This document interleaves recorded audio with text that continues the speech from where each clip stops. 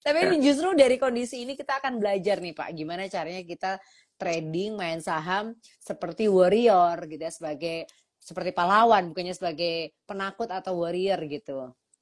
Ini judulnya ini banyak menarik. ini pasti Pak Robin kan yang bikin judul, bener nggak? Karena biasanya kalau judul-judul yang kayak gini pasti Pak Robin nih idenya nih, ya nggak? Ya, idenya saya. Itu kan bener. Ini banyak disapa nih Pak El Baik, Trader. Pak Robin nih. rajin running kalau pagi, bener ya? Ya, Oh, lari dari kenyataan kan. kirain udah jadi maratoner. Ya, ya, Enggak. olahraga biar Wih, sehat. asik biar sehat. Ini ada Ibu Erni Susanti disapa nih Pak. Malam Pak Robin. Malam Ini nih. Wah, mimisan marketnya katanya. Serem banget. Iya, iya.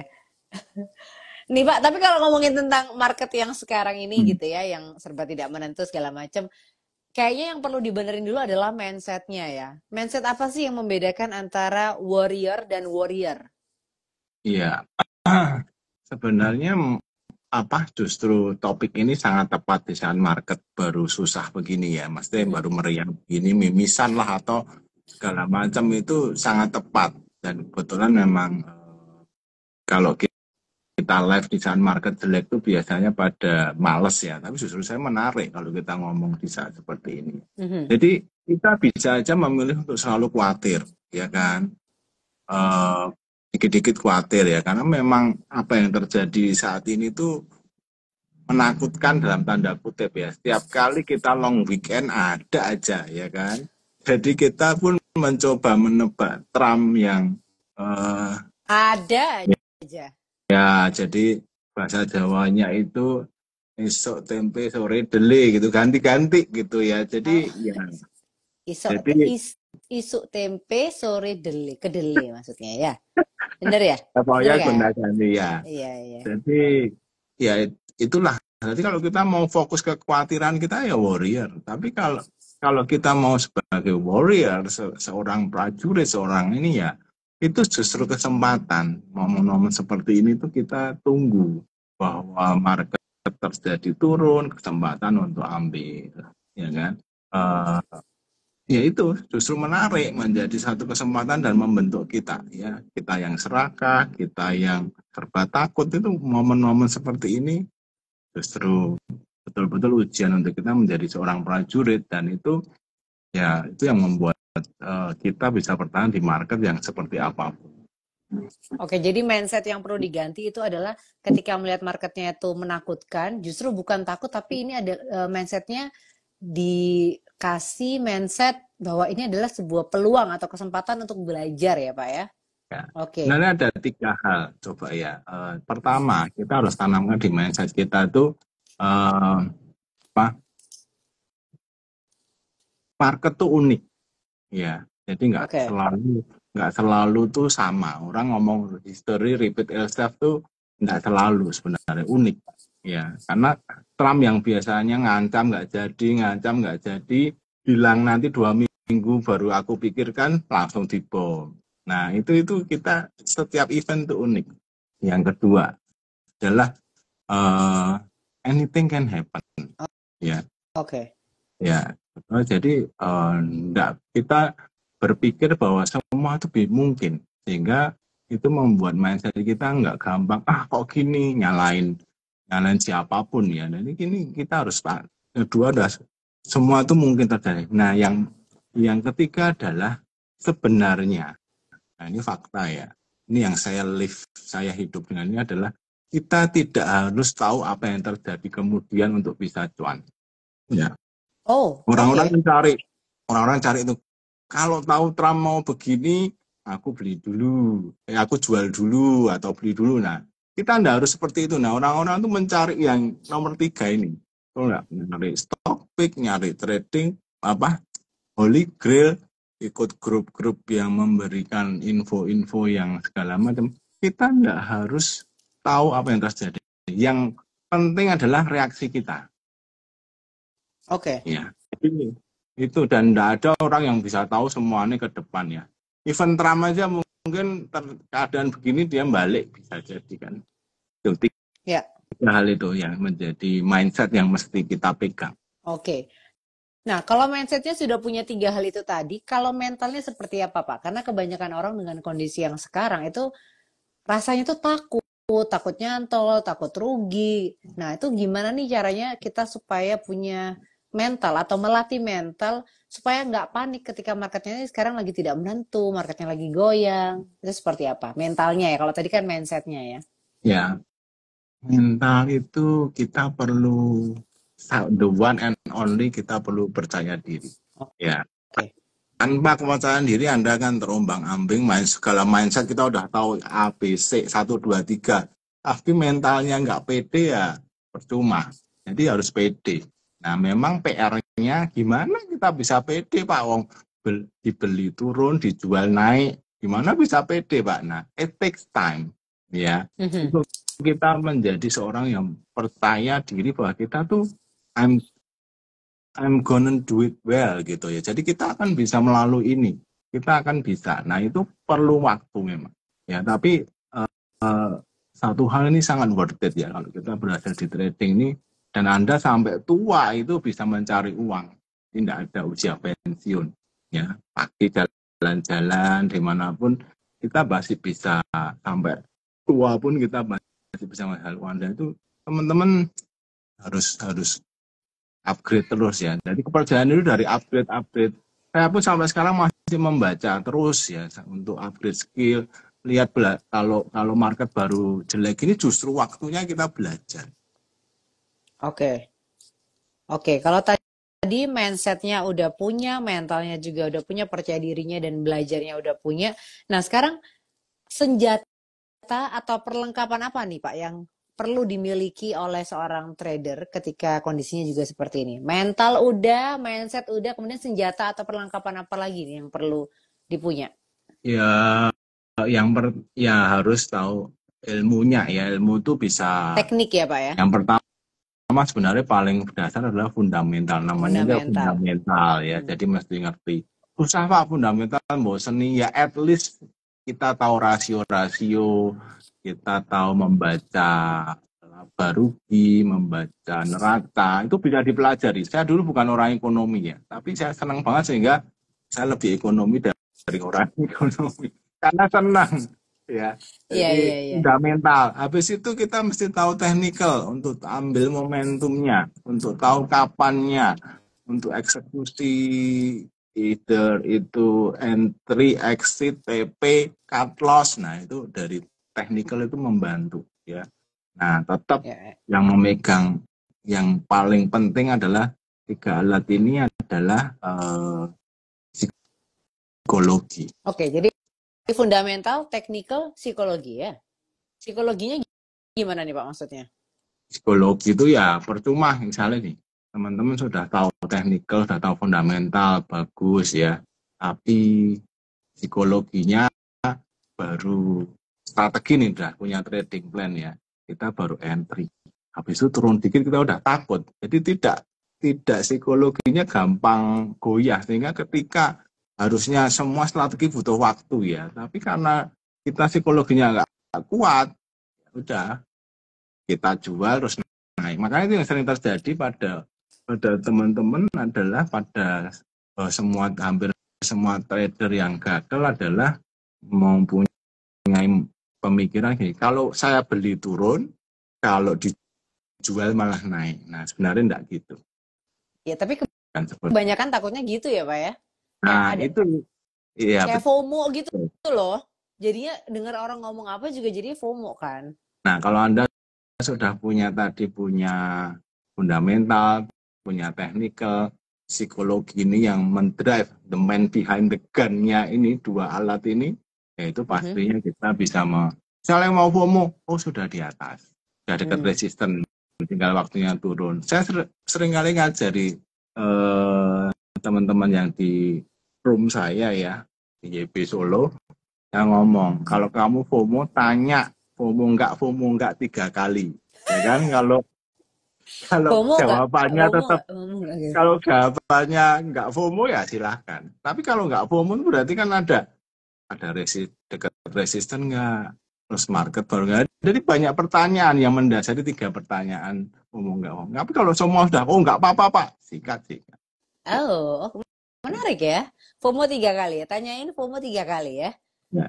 Oke, Cantik nggak, cantik nggak, cantik nggak. Masa nggak cantik? oke, oke.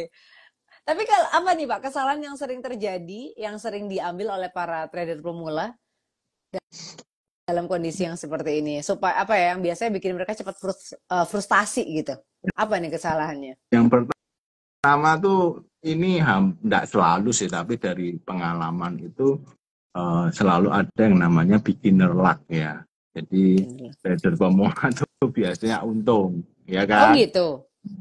Iya, untung-untung. Nah, habis itu baru mulai mulai rugi-rugi. Karena apa? Karena trader pemula, ya, itu maunya kalau beli harus untung. Oh iya, semua Pak, nggak cuma trader pemula, yang udah lama Sudah. juga banyak Kalau yang untung. pengalaman sudah tahu bahwa kemungkinan bisa rugi, ada cut loss-nya. Kalau trader pemula nggak mau Oh, cut loss, maunya yang dibeli harus naik, mau nggak mau. oh, Emangnya lu siapa? Saya sering ngomong gitu. oh Jadi nggak gitu. bisa, kita nggak bisa paksa market tuh sesuai keinginan kita. Belum bisa menerima kenyataan gitu. Kalau ada Betul. untung ada rugi gitu Ya. ya. Seperti bisnis pada umumnya, Mm-mm, betul nggak? It's a mm-mm. Ya, business. ya, It's ya. not kalau langsung selalu untung tuh namanya ya apa ya? Mimpi. Hmm, Gitu. Nggak mungkin. Pasti ada rugi. iya, iya. Nah, tapi kalau misalnya, berarti kalau misalnya bisa menerima kenyataan bahwa namanya bisnis itu ada untung ada rugi, berarti ketika rugi seharusnya kita punya pemikiran bahwa ini harus mundur bentar nih, harus istirahat dulu. Bener nggak sih Pak? Tapi kapan sebenarnya waktu yang tepat seorang trader atau seorang investor atau seorang warrior itu mundur sebentar gitu kan?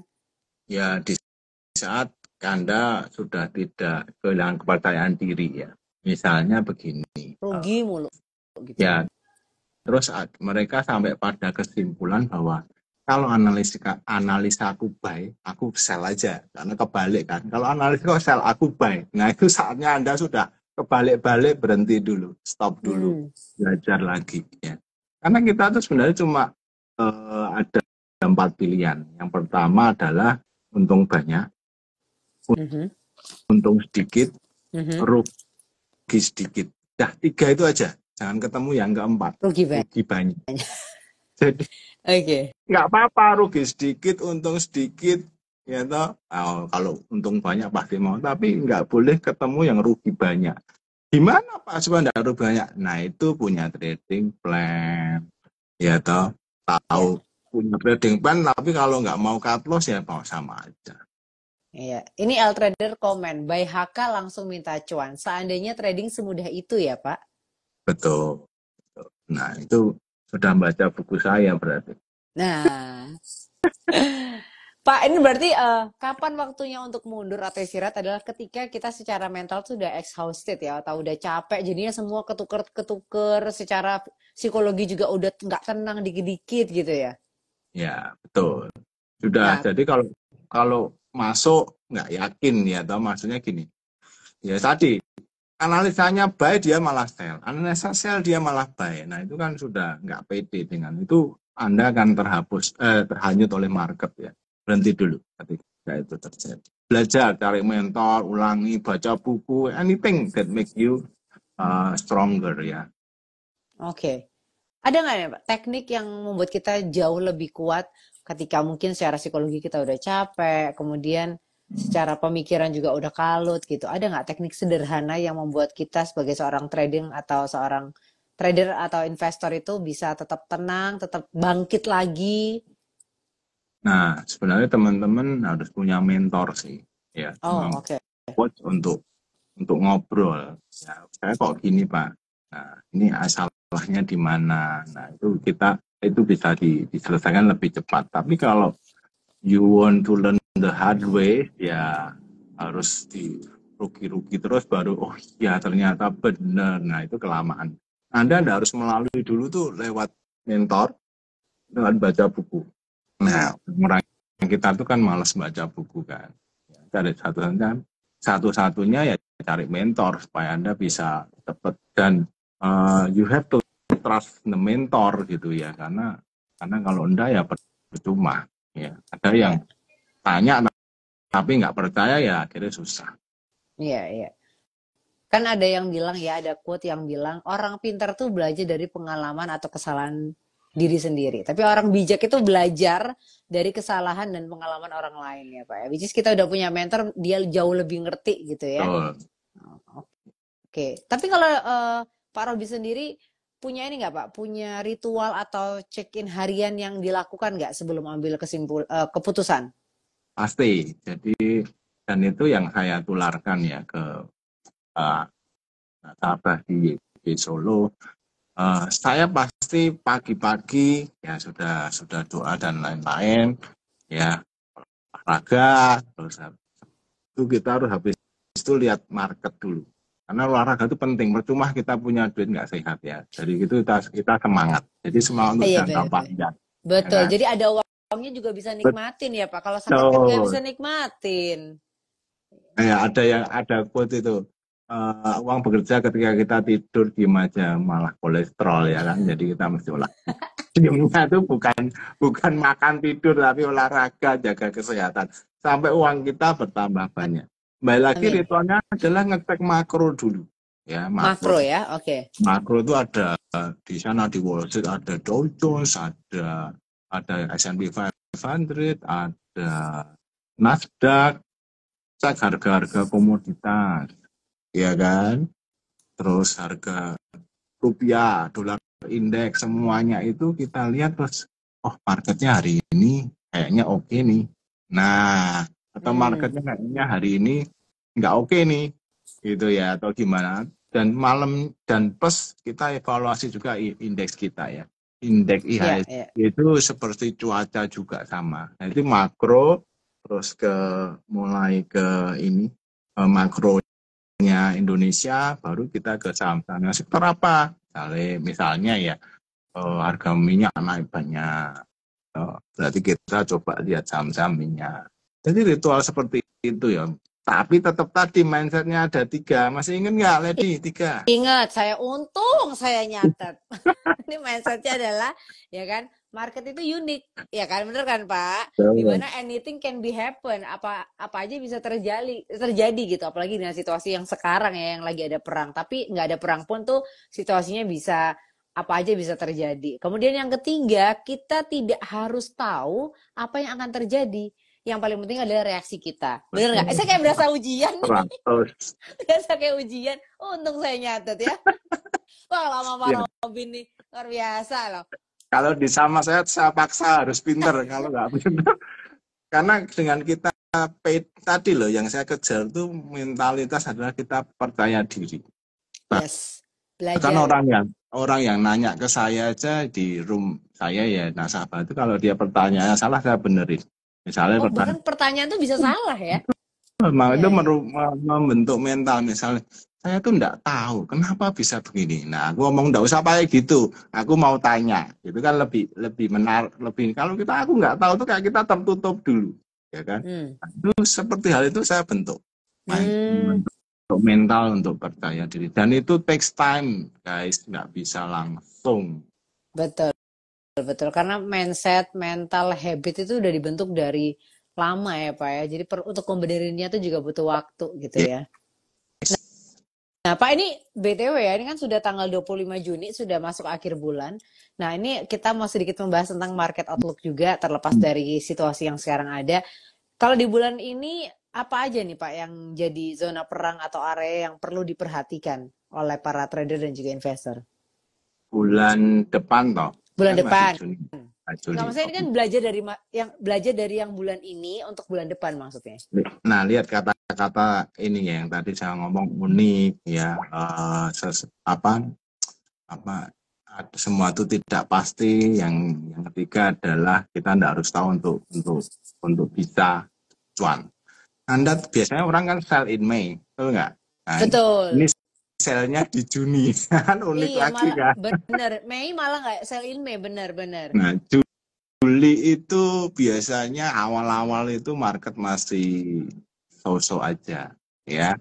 Nah, ketika nanti keluar mulai laporan LK-nya Q2, itu menarik. Ya, itu market akan mulai Dan biasanya Q3 ini awal dari kenaikan bursa secara umum ya. Jadi kalau mau belanja harga-harga murah ya di sekitar Juli pertengahan sampai nanti di Q4 itu biasanya running ya. Jadi sebenarnya Q2 itu masa-masa susah. Q1 ya ini coba diingat, Q1 pesta, Q2 itu susah, Q3 itu sampai pertengahan ya, bisa Juli pertengahan, bisa Agustus awal itu market mulai sedikit rebound. Nah, Q4 juga naik. Nah, itu teman-teman itu biasanya pattern, tapi tadi setiap itu unik. Sell in May ganti Juni. Ya karena geopolitiknya siapa yang menduga anything can happen? Siapa yang menduga Israel berani nyerang Iran? Ya. Kita ya. Dia kan beraninya sama Palestina, terus ada Hamas, Hezbollah yang didukung Iran misalnya, tiba-tiba dia kejar Iran. Nah, itu sesuatu yang unpredictable. Nah, semakin lama nanti geopolitik itu tidak akan terjadi. Tapi ada LK, itu bagus. Terus ada The Fed itu 50-50 ya Mas Ian ya. Kemarin sempat 60-40 itu akan menurunkan suku bunga. Kalau menurunkan suku bunga, this is very good. Jadi, itu yang LK Fed rate ya. Dan Indonesia juga BI rate ini kalau bisa diturunkan juga bagus ya. Itu aja sih. Terus ya kita waspada geopolitik aja. Kan nggak ini sekarang gencatan senjata. Harga euforia naik. Nanti tiba-tiba bisa perang berkepanjangan. Kita sudah lupa ada perang Rusia Ukraina. Betul nggak? Betul. Berapa tahun? Betul. Iya. Ini juga memang unpredictable ya Pak. Ini Juli malah rame IPO ya nanti ya. Nah, ini rame IPO gede-gede ini malah membuat market kita jelek. Oh gitu. Salah satunya iya. Karena orang mau beli semua saham yang bagus kan. Jadi bukan retail sih, fund-fund gede ngumpulin duit, raise cash, jualan untuk nanti beli IPO. Marketnya makanya ya jelek. Jadi duit itu nggak kemana-mana, diambil cash beli IPO. Nah, nanti kalau nggak dapat IPO belikan lagi. Moga-moga Juli kita oke lah. Oke. Tadi Q1 itu pesta, biasanya patternnya adalah Q1 itu pesta, Q2 itu susah, Q3 rebound ya Pak ya, bener ya? Mulai rebound, yang Q4 tuh naik lagi ya. Oke. Nah, tapi untuk saham atau sektor tertentu yang menarik nanti, yang punya potensi di bulan Juli nanti apa nih Pak? Menurut saya ini yang lebih penting. Kalau saya selalu fokus mana yang saya hindari dulu. Gitu. Bagus. Jadi ya karena kalau kita hindari sesuatu yang bahaya, justru itu membuat kita survive. Nah, coba ini penting ya. Kalau asing belum balik ke market kita, hindari banking. Oke? Oh, banking. Ya, kalau market belum asing belum masuk ke kita, jangan ambil banking.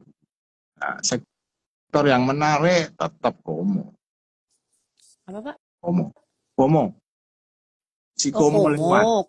Komoditas. Iya. Sektornya Komo. Ya, itu tetap menjadi menarik dan bahkan tidak semua cari yang ada story-nya. Story-nya itu gimana? Nah, story-nya sebenarnya kalau Anda rajin membaca dari berbagai macam, dan Anda kan kalau nasabah JUC kan punya branch manager masing-masing, itu biasanya mereka akan cover isu-isu apa. Di saya hampir tiap malam nih, habis ini kita ada kelas, biasanya saya selipkan info-info yang ada story gitu. Oke. Nih Pak, satu lagi ya. Kan kita juga tadi kan belajar bahwa tadi Pak Robin bilang kalau bisnis itu pasti ada untungnya, ada ruginya, dan ada resikonya. Ya. Nah, gimana nih untuk menilai bahwa suatu resiko itu layak untuk diambil atau tidak? Mindset apa? Ada nggak mindset khusus gitu yang perlu kita punya dalam menghitung resiko ala warrior? Ya, yang pertama pasti do your own research ya. Jadi tetap punya trade. Yang pertama riset dulu. Misalnya kita mau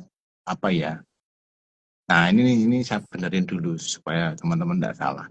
Kita ada dua antara investing dan trading, gitu ya. Kalau investing itu fundamental sangat kuat, harganya murah, nah itu udah berapapun turun-turun dibeli, ya nggak usah khawatir. Nah, ini caranya gimana? Banyak cara. Di buku saya nilai bisnis yang saya hitung ya. Cari aja buku fundamentalnya saya ada itu di dua media ya. Nah, terus yang kalau trading itu tidak menunggu harga kembali. Ini yang salah orang tuh. Oh ya udah trading, nggak mantul-mantul invest. Ini dari awal harus jelas nih mau trading atau mau invest, bukan dibalik-balik begitu ya.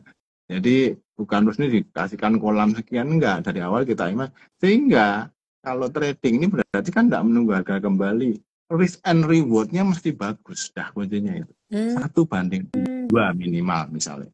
Jadi kalau rugi misalnya rugi Rp10, kalau untung 20, ya udah. Kalau Anda konsisten itu terus pasti cuan. Nah itu ditanyain tuh Pak, bukunya judulnya apa nih? Ditanyain sama Maria Galuh. Bukunya ini. A Million Little Pak, kebalik. Things. Jadi mirroring, jadi kebalik. Judulnya nggak kelihatan. A million Balik apa? gimana ya? Enggak. Bisa nggak? Kalau nggak bisa nggak apa-apa Pak. Dibaca aja. A A million million little things that make you billionaire. A million things that make you billionaire. Nah, ini nilai bisnis nggak ada di buku lainnya. Dan Asik. ini Pinter banget nih promosinya nih. Sangat nih Bapak. loh, ini fakta bukan iya. Saya Ini nulis fakta ya benar-benar. buku itu Pengalaman sebenarnya untuk legacy. ya, Untuk dari legacy. pengalamannya. Cakep untuk legacy. Oke, Pak ini sebelum tadi sudah kejawab belum? Risk and reward ya. Risk and reward harus 1:2 dan konsisten mengikuti. Loh Pak, kalau trading plan-nya salah terus, misalnya kena risk-nya terus, nah itu salah Anda berarti buat trading. Belajar lagi ya. pakai mentor Pak, Nah, dia kan.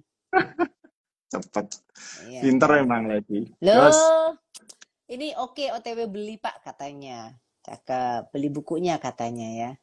Oke, Pak ini sebelum saya nanya lagi, saya mau kasih kesempatan buat teman-teman untuk nanya juga ya. Tadi ada beberapa pertanyaan yang kayaknya udah masuk. Sebentar, saya harus scrolling ke atas nih. Untuk teman-teman yang mau nanya ke Pak Robin, boleh ya, langsung aja tulis pertanyaannya ya. Sebentar, ini harus naik ke atas dulu nih. Ini tadi ada yang pertanyaan dari Muhammad Si Negara. Bedanya trading dengan CDA dollar cost averaging apa ya? Oh, kalau dollar cost averaging itu sebenarnya salah satu metode investing. Ya, jadi pokoknya gini, misalnya teman-teman masih bekerja atau apapun lah, mungkin juga sudah punya usaha gitu ya, wira swasta. Pokoknya setiap tanggal gajian atau tanggal kita dapat duit ya, tanggal akhir bulan atau awal bulan, saya mau beli saham A sekian. Udah gitu aja, nggak mikir. Mau teknikalnya apa, fundamental apa, nggak mikir, beli terus aja tiap rutin. Atau tiap dapat bonus dibelikan, nggak mikir. Nah itu dollar cost averaging, tapi rutin. Nah, itu tapi ya kalau teman-teman nggak punya waktu untuk belajar, nggak punya waktu untuk lihat market ya fine. Itu boleh. Cuma ya sebelum melakukan dollar cost averaging, lebih baik Anda konsultasi ke mentor. Karena dollar cost averaging ketika harga di pucuk kan ya juga sayang ya. Iya. Betul. Jadi istilahnya pokoknya beli aja rutin. DCA. Oke, itu dia ya menjawab pertanyaan dari Muhammad Sinegara mengenai DCA dollar cost averaging. Kalau trading memanfaatkan momentum. Oh, ini sudah mau naik, ya kan? Ini sudah breakout mau jalan baru beli. Oh, ini dekat resisten tempat banyak orang jualan, saya jualan dulu. Nanti di bawah di support banyak orang beli, aku ikut beli. Jadi kita makan momentum naik turunnya untuk memaksimalkan profit kita. Nah, itu mesti baca buku saya yang Super Trader kali. Tadi apa? Sorry, bukunya tadi apa?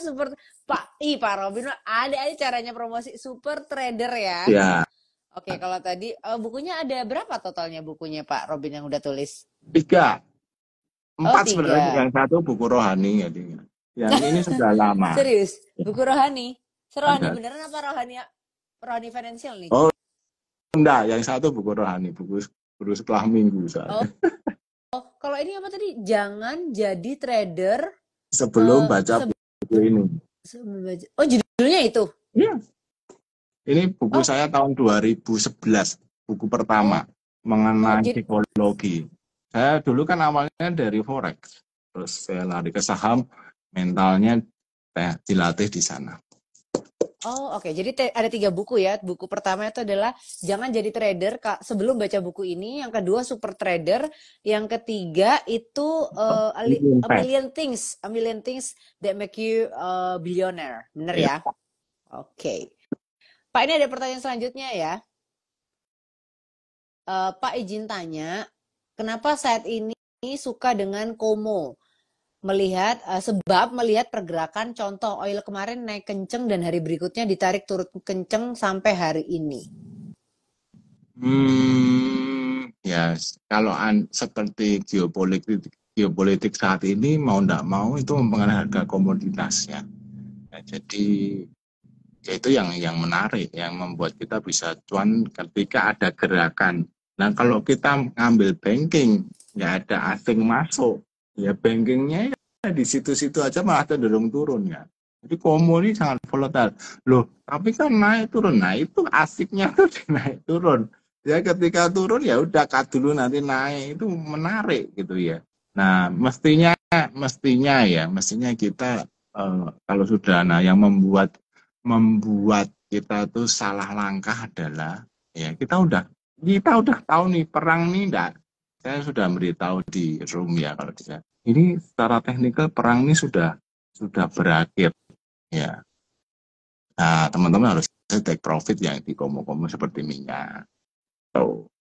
Nah Oke, begitu jadi cari momentum lagi sebagainya. oke, itu dia ya menjawab pertanyaan dari Altrader mengenai komoditas. Ini juga ada yang tanya nih Pak Ed Hanspra, bukunya beli di mana? Di Gramedia ya? Ramen. Oke, oke, kalau teman-teman masih ada yang mau nanya, boleh ya. Silakan langsung aja tulis pertanyaannya di kolom pertanyaan atau di kolom komentar. Pak, pernah nggak Bapak mengalami sebuah momen yang berat, rugi gede gitu ya di market? Terus gimana nih caranya bangkit, belajar lagi seperti mental seorang pejuang, warrior? Pasti pernah ya, kita sebagai trader itu ada sesuatu yang tidak kita duga itu pasti terjadi ya. Seperti COVID itu kita sebenarnya ya tahu, oh, kita merasa Indonesia kebal, betul nggak? Minum jamu, tahu besok ya berapa hari kemudian jeblos turun, ya itu ARB berjilid-jilid gimana nggak? ARB bukan ARB ya, apa, indeksnya disuspend berhari-hari ya pasti rugi. Iya, iya, iya. Jadi pasti rugi. Jadi ya nggak apa-apa. Justru di saat itu kita biasanya ini bisnis yang udah ini jelek nih, judi nih. Nah, ketika saham dan mantulnya tuh cepat sekali. Nah, kalau kita punya mental warrior, justru saat itu moment of truth belum tentu 10 tahun sekali. Kalau perlu tetangga dijual, nggak bisa ya. Maksudnya semua dijual untuk masuk karena itu moment of truth. Ya, nah, itu bisa mantul kembali dan kita bisa cuan banyak. Ruginya bukan hanya ke cover, kita malah tambah jadi untung. Nah, itu kalau warrior tuh gitu, memakai justru kejadian yang unpredictable, rugi, terus bereaksi. Untuk kita berani masuk. Oke, itu dia ya. Supaya kita bisa belajar dari pengalaman yang ada ya Pak ya. Oke, Pak, ini kan tadi Bapak bilang nih, kalau misalnya kita perlu punya mentor. Nah, ditanya nih sama Muhammad Sinegara, bedanya mentor sama pialang apa ya, Pak ya? Hmm, broker ya, sebenarnya broker atau pialang itu mungkin cuma sebagai ini aja Pengelola, sih. Ya, pengelola uangnya, tapi tidak bukan, mengajarin. bukan. Pialang tuh mungkin tugasnya adalah menjembatani kalau Anda nggak tahu info atau nggak bisa eksekusi, nanti brokernya yang mengeksekusi. Menjadi kalau ada masalah dengan ini, hanya masalah dengan softwarenya, dia hanya membantu. Kalau mentor itu ngajarin sampai juga. Nah, itu yang saya lakukan dengan saya ada pagi itu ngasih briefing, good morning briefing ya, jam 8, jam 9 live trade sampai market tutup jam 4. Terus malam ini jam setengah 9 tiap malam saya ngajari lagi pada anak-anak saham apa. Itu tiap hari. Live trade saya dari jam 9 sampai jam 4. Ya jadi ya itu kalau mentor tuh ngajari, dan hari Sabtu kan market tutup, saya bisa ngajar lagi. Oh, buka kelas gitu ya? Gratis semua. Oke. Luar biasa loh bagi ilmunya. Nggak pelit bagi ilmu ya. Pak. Ya bentuk adalah komunitas saling membantu. Karena saya sendiri ini sehingga yang lain saling mengajari. Kadang-kadang mereka bisa trading bareng sendiri, yang senior ngajari yang junior. Nah itu komunitas yang saya bentuk. Oke. Semoga. Nah ini untuk teman-teman yang baru belajar saham nih Pak, apa nih 3 hal penting yang perlu dibentuk dari segi mindset dan juga mental sebelum buka chart atau belajar buka saham gitu, belajar buka market maksudnya? Pemula ya? Iya, untuk teman-teman yang mungkin baru belajar saham gitu. Ya pasti ya tadi belajar fundamental, belajar teknikal, belajar cara eksekusi, itu pelan-pelan aja dulu. Nah, cara eksekusi ini kan bisa belajar bagaimana cara memakai softwarenya, ya aplikasinya. Terus juga cara misalnya teknikal, cara melihat chart, membaca chart, ya. By the way, saya banyak ibu-ibu juga yang belajar sudah dari nol, nggak bisa lihat chart, sekarang sudah pada bisa melihat chart. Nah itu takes time. Nah seberapa cepat ya tergantung masing-masing mau belajarnya sekeras apa. Nah sesudah itu semua, nah ini yang penting ya. Ini bukan hanya buat pemula, tapi buat yang sudah lama pun kita tuh selalu malas membuat jurnal trading. Ya Pak Aswin juga bilang gitu tuh, bikin jurnal harian trading gitu. Karena dengan jurnal kita, nah setelah jurnal, kalau kita nggak mau mengevaluasi ya percuma. Ya, orang kan ngomong tadi, saya tahu beli kok turun, nah mana lihat logmu, kamu beli di sini karena apa dan sebagainya. Dari situ saya kan dengan cepat bisa ngasih tahu, oh kamu begini dan sebagainya. Ya, dengan membuat jurnal tuh ya harus open ya, evaluasi, jadi getting better. Yang penting, jadi teman-teman ingat, kita tidak bersaing antar trader, tapi bersaing dengan diri sendiri untuk menjadi trader atau investor yang lebih baik dari sebelumnya. Nah, ini penting nih, karena seringnya competition itu dibandingkan dengan orang lain gitu ya. Padahal seharusnya competition itu dengan diri sendiri supaya besok tuh menjadi versi yang lebih baik dari diri kita yang kemarin ya Pak ya. Ya, betul. Nah ini ada yang nanya nih Pak, untuk dari Hermawan Joseph nanya, briefingnya tuh online atau kalau boleh tahu briefingnya apakah online? Ya, saya online, ada di YouTube, cari nama saya. Oke. Tetap ya, luar biasa loh Pak Robin. Harus ikut ini deh, harus ikut Pak Robin ya kan, ikut YB Solo kalau gitu, bener nggak? Yes. Biar bisa belajar juga ya.